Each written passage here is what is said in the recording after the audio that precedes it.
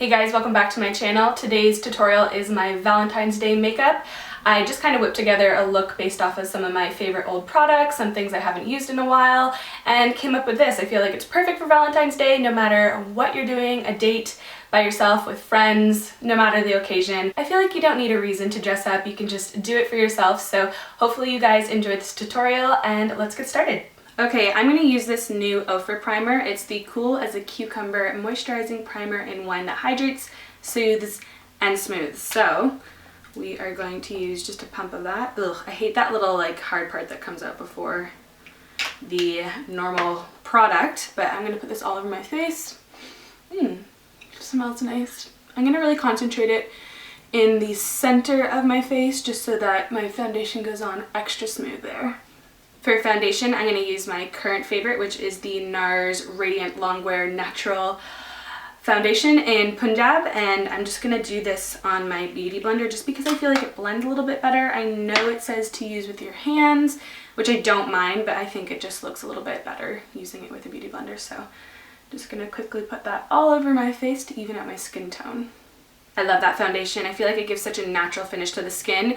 Less is more because it can look full coverage and you can definitely build it up to a more full coverage, but I just prefer a couple of pumps and really blending it into the skin, making it look fresh and radiant and natural. So that is it for foundation. For concealer, I'm going to go use my favorite drugstore concealer, which is the Maybelline Instant Age Rewind. I haven't even taken off the packaging. Nothing like a fresh concealer, so I'm going to take off this wrapping. This is the annoying part, not knowing when the product is going to come out. Ooh, feels like I'm winding it up so much. Okay, I see it. So I'm going to put this under my eyes, anywhere that I really want to brighten up the look. So mostly just under my eyes, bridge of my nose, a little bit on my forehead, and around my mouth. Looks like a lot, but it blends out really seamlessly. I don't want to lose the glowiness from these products, but I do need to mattify the center of my face. So I'm going to go in with this Urban Decay Translucent Pressed Beauty Powder. It has the slightest bit of, I wouldn't want to say shimmer, but just like, you know, those Hourglass ambient lighting powders, they have just a little bit of a reflex to give the skin a natural radiant appearance, but it still is going to set and kind of matte out your face. It's a weird concept, but it just gives a very skin-like finish. So I'm just going to use this on my Sigma F03 brush and just go right where I used the concealer. It kind of just blurs out the skin a little bit. Whatever the particles are in there, it just gives a really radiant blurring effect to the skin, which I am here for. I'm also going to put it on my eyelids to set the foundation that I put on there for the eyeshadow that we're going to use. Also, if the lighting's going a little bit in and out, I didn't want to use my ring light just because I felt like it was a little harsh, so I'm relying on this natural outside super cloudy weather, so sorry in advance. My skin is looking very flat and one tone at the moment, so I'm going to go in with this bronzer, the Becca. This is a darker one. I normally use Capri Coast, but I'm going to use the Ipanema Sun, which has a little bit of a cooler, darker undertone. So hopefully it's not too dark for me, but I just wanted something with a little bit more chisel to the look, not so bronzy, just a little bit more definition to my face. So I'm going to really work this in to my cheekbones. Yeah, I think that will work. I don't think it's too dark. I love this bronzer. I can't believe I haven't been using this shade more. It contoured my skin, but also gave it a bronzy effect. It kind of did the two-in-one with just one product, so big fan. I'm going to use a cult favorite for highlighter, and I haven't used it for so long. And I thought, why not? Let's just use it. So it's the Becca Champagne Pop Highlighter, which I feel like everyone and their mom owns. So I'm going to use a very small amount of this and just hit the tops of my cheeks and everywhere you would normally highlight. This stuff is amazing. Kind of forgot about it there for a hot minute, so glad I'm using it today because it just gives such a beautiful finish on the skin. Come on, sun. Ooh, it is gray out right now. I can see the sun in the far distance. It's probably in Canada, not in Ireland. For blush, I haven't used this blush in a hot minute as well. It's the MaXFactor, what shade is this? Puff Blush Nude Mauve, number 10. I used to be obsessed with this color. It's really similar to NARS Sin, so it's a really good dupe. I'm just gonna pop this on my cheekbones. Yeah, it's a really pretty color. We're gonna do a little bit kind of dramatic, but like glam dramatic look, so This is a great versatile blush to go with a heavier eye. For eyebrows, I'm going to go back to an old favorite, which is the Benefit Goof Proof in number 2. And then underneath my brows, just to clean them up and lift them a little bit, I'm going to use this IT Brow Power. It's just like a pinky shade, and I'm going to use the matte side. Setting my brows in place with my favorite clear brow gel, the Anastasia clear brow gel, just so they aren't going to move throughout the day and night. Okay, let's move on to our eyes, shall we? I'm going to start off with Urban Decay Riff. This was my go-to crease color for the longest time. I'm going to use it with my Sigma E35 blending brush, and I'm just going to pop this in my crease as my transition color. This has got to be one of my favorite, all-time favorite shades, especially for blue eyes, just because there is a little bit more of a warm undertone. And when I worked for Urban Decay, I honestly use this on every single client just because it's the perfect transition shade.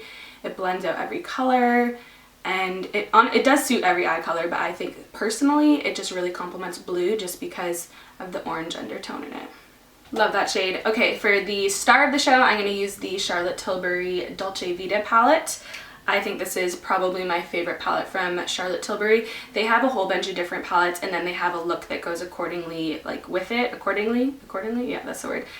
So you can kind of pick the look that you like, and then they do it at the makeover. And I went and got the Dolce Vita look, and I loved it. It's very rich, I don't know, just rich tones. I feel like it's very glam, very feminine and girly, so that is what we're gonna do. I'm gonna take this darkest shade right here, and I'm going to put it on my outer corner and my inner corner, blending it towards the center of my lid, kind of creating a little bit of a halo effect. Taking a clean blending brush, and I'm just going to blend out the edges here so it looks really soft and it's not going to be too harsh, especially on the outside corner.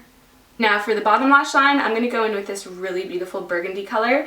I'm going to go in with my pencil E30 brush from Sigma, and I'm going to put this on my lower lash line just to kind of switch up the look. You could totally go in with the brown shade and just copy the same technique that you did on the top lash line, but I want to go in with a little bit of a different technique and just keep the bottom lash line a different color completely. And it's going to be a little bit more dramatic than you guys are probably used to on my channel, because normally I don't wear too much on my bottom lash line, but I just feel like this looks so kind of vintage glam, but it just has a feminine effect to it, so I'm going to really buff in that lower lash line. It's almost going to give a grunge effect to it, but I think it really just suits. It's not too harsh, it's not a black color. I think you can get away with this if it's a little bit lighter and it doesn't look too harsh around the eyes. Now to add a little bit of brightness to the look, I'm going to take this really beautiful gold color, and I'm just going to use it on my pinky just because I think it's best applied with a finger.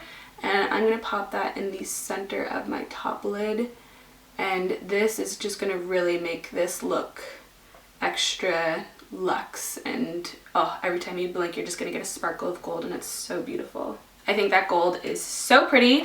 Lastly, I'm going to go in with the lightest shade in the palette, which is a really pretty pearly light color, and I'm just going to pop that in the inner corner just to even brighten up the look a wee bit more, and just drag it on my lower lash line more than my upper lash line. The sun has decided to come out and grace the lower half of my face.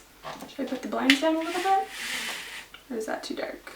Maybe that's better. Alright, you can go one of two ways with this eye look. You can either darken it up a little bit more with a dark liner in the waterline. Ooh, got really bright. It's gonna go in like 3 seconds because there's a massive cloud. So like I was saying, you can either use a dark brown liner, a black liner, or a nude liner if you want to brighten it up a little bit if you feel like it's too dark.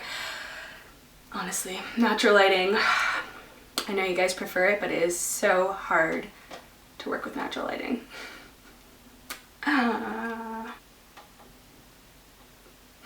There's no hope with the lighting at the moment, so bear with me. I tried to move the camera a little bit, but oh well. I'm actually going to go in with that brow pencil that we used like under our brows, the IT Cosmetics one, and I'm going to use the matte side just like we used under our brows, and I'm going to put it in my inner waterline just because I feel like it, and I feel like it will brighten up the look a little bit and open up our eyes. Now for lips, you could go any which way with this look because it is quite neutral on the eyes. Like, it is a little bit darker, but it's not overpowering, so you could do a dark lip, a light lip, a red lip, a purple lip. Get creative here. I'm going to go in with my Whirl liner from MAC. No surprise here, it's my favorite. I blend it in with most lip colors anyways. It's just a great staple lip liner. And then I'm actually going to use a more plummy tone lipstick. This one is from Revlon. It's a super lustrous lipstick in 045 Naughty Plum. And then on top of that, to brighten it a little bit and just mute down how plummy it is, I'm going to take White Russian Lip Gloss from Buxom. Also, lastly, I forgot to mention, I do wear lash extensions. I still get comments asking why I didn't wear mascara or anything. I do have lash extensions, that's why I'm not wearing mascara. But to finish off the look, I'm taking my Skindinavia setting spray just to lock everything in place. Okay, I swapped sides of the room so you could see the colors on the face a little bit more truer, just because the lighting at the end of this video was a hot mess. Sorry about that, but I do prefer to film with natural light. It's just, it is so unpredictable here, so sorry about that if it was annoying. It's just, at least you can see the colors a little bit more truer than harsh lighting with the ring light. So I think this look turned out really nice. It's very, I don't know, it's chic, but it's rich and glam looking, if that makes sense. You can definitely swap out the color of lip to whatever you prefer, but yeah, I really like it. I think it's really elegant and perfect for Valentine's Day. So hopefully you enjoyed this tutorial. Don't forget to give it a big thumbs up. Enjoy your Valentine's Day no matter what you're doing, and I'll see you guys soon. Bye!